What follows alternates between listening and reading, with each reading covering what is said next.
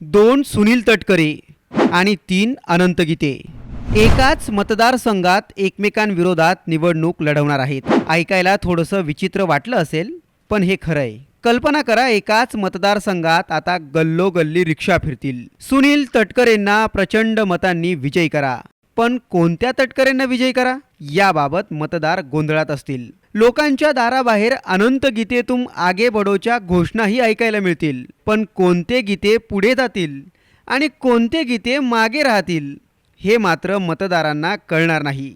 नावात काय आहे असं म्हणणाऱ्या शेक्सपियरलाही महाराष्ट्रातलं हे राजकारण पाहून नक्कीच घाम फुटला असता। हे आहेत सुनील तटकरे। हे राष्ट्रवादी अजित पवार गटाच्या घड्याळ चिन्हावरून रायगड लोकसभा मतदारसंघातून निवडणूक लढवत आहेत। हे बघा, हे पण आहेत सुनील तटकरी। हे देखील रायगड लोकसभा मतदारसंघातून अपक्ष निवडणूक लढवत आहेत। बरं, राष्ट्रवादीच्या सुनील तटकरेंची लढत शिवसेना उद्धव बाळासाहेब ठाकरेंच्या अनंत गीतेंशी होणार आहे। हे तेच अनंत गीते आहेत, पण यांच्या नावाच्या अजून 2 अनंत गीतेंनी देखील रायगड लोकसभा मतदारसंघातून उमेदवारी अर्ज दाखल केलाय। आता रायगडच्या मतदारांना मतदान करायचंय की मग मतदानाच्या दिवशी योग्य जोड्या जुळवाची परीक्षा द्यायची आहे, हाच सगळ्यात मोठा प्रश्न आहे। म्हणजे घड्याळ चिन्हावाले सुनील तटकरे हे आहेत, मशाल चिन्हावाले अनंत गीते ते आहेत। अशा जोड्या जुळवत रायगडच्या मतदारांची दमछाक होणार आहे। बरं, हे सारख्या नावाच्या उमेदवारांचं राजकारण रायगडच्या मतदारांना नवीन नाहीये। गेल्या वेळी म्हणजे 2014च्या लोकसभा निवडणुकीतही 2 सुनील तटकरे निवडणुकीच्या रिंगणात उभे होते। आणि तुम्हाला ऐकून आश्चर्य वाटेल की डमी सुनील तटकरेंमुळे ओरिजिनल सुनील तटकरेंना पराभव स्वीकारावा लागला होता।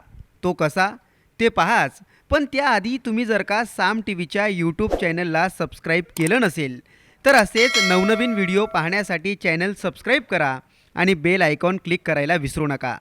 हां, तर 2014 साली काय झालं होतं तेही पहा।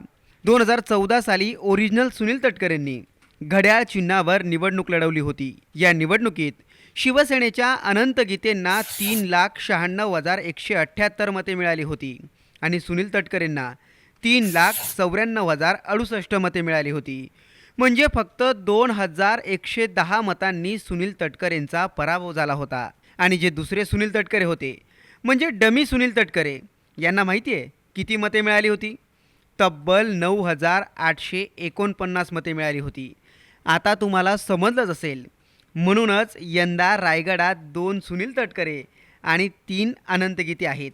2014ला तर फक्त सुनील तटकरेच रिपीट झाले होते, पण यंदा तर अनंत गीते 3 आणि तटकरे 2 आहेत।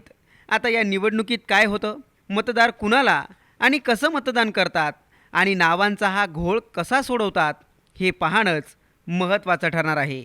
ब्युरो रिपोर्ट, साम टीव्ही न्यूज, रायगड। देश विदेशातील प्रत्येक घडामोडींचे लाईव्ह अपडेट मिळवण्यासाठी आता साम टीव्हीच्या सर्व सोशल मीडिया प्लॅटफॉर्मला लाईक, फॉलो आणि सबस्क्राईब करा। तसंच सर्व नोटिफिकेशनसाठी बेल आयकॉन प्रेस करायला विसरू नका।